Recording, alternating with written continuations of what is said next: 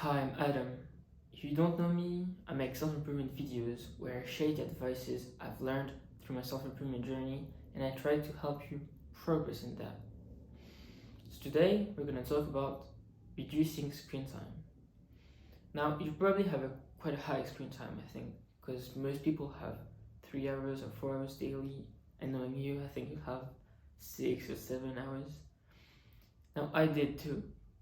And I'll tell you how I managed to go from 6 hours or even more a day to less than 1 hour a day in 9 months. So, let me tell you my story. I remember when I was a little kid, I used to spend most of my time playing games, whether it was video games on the console or games on my phone, like Clash Royale, Clash of Clans, Geometry Dash, all these little games, and I spent hours on them. Then I got into spending my time on social media, on watching series, watching animes, all these things, and that's where my phone screen time really shot up. And my worst period of all was during the lockdown, because I spent all my day playing video games with my friends, and the rest of the time, when I was in my bed trying to sleep or when I woke up or stuff like that, I think I had 10 hours of screen time, of daily screen time, and I spent it on TikTok, on Netflix, on watching animes, all these things, and really it was awful. No, I mean, I don't regret watching the animes, but still, I regret wasting so much time. So, and yeah, when I started my self-improvement journey, I went from, as I said earlier, I went from 6 hours a day to less than 1 hour a day in just 9 months. So how did I manage to do this? And how can you do the same? The first advice I'll give you is to make yourself aware. If you're training a fat man, you'd probably advise him to look at himself in the mirror and to take some progress pictures to see how he progresses, okay? That's the same here. You're gonna make a widget on your phone and you're gonna put it in the main page so that whenever you take your phone, the first thing you see is your screen time. And so if you're doing good, you'll be happy because your screen time will go down. Otherwise, if you're wasting too much time on it, it'll be high and you'll feel bad, which is kind of the goal here. Okay? Now, the second thing I'll advise, which you probably won't be able to do, is to delete all social media and entertainment. If you manage to do this, that's it. You've won. Of course, you won't have any trouble. But I suppose it's not that easy, because when I was in your position, I tried deleting the apps, but of course, I had trouble and I just installed them right away after. So, but something you can do is, if for example you spend a lot of time on Insta, but you also have Snapchat and you spend maybe a few minutes a day, then delete that app, Snapchat, and probably you won't have trouble because you're not addicted to this app. Get what I mean? Same with the entertainment. If you don't spend much time on Netflix, it won't take you much willpower to do it because you'd have other things to focus on. The third thing is, do not let yourself be bored, because when you're bored, it's the same for everyone. You get on your phone and you waste all your time. You're gonna have stuff to do. For example, after school, if you go to the gym, you won't even have the time to waste it on your phone. Then when you come back home, you read, you shower, you get to eat right away or find something, but basically have a busy schedule. If you have a timetable that's strict, you won't have time to waste that time on your phone. The good thing is that you're on self-improvement now, so you have countless things to do.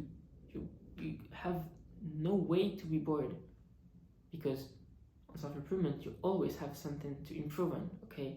Go out with friends, go to the gym, read, sleep, eat, whatever, okay? Just don't let yourself, don't go on your bed and get bored. Now, something I used is a strategy I have learned by reading a Atomic Habits. It is the accountability partner strategy. Basically, he says that if you have someone who tracks your progress with you and who wants you to succeed, it'll help you a lot. Or even someone who wants you to fail because you bet money on it could work too. So what I did is that with my best friend, we put a code on each other's phone, so that on each other's screen time, so that we had limits that we couldn't go past. I don't really advise this because it's not really healthy, because what happened to me is that when the limit was reached, but I was still addicted, I just spent all my time trying to go past it, so cheating on the screen time, and was a bit weird, and I don't advise this too much. Even though it worked for me, I don't really advise it.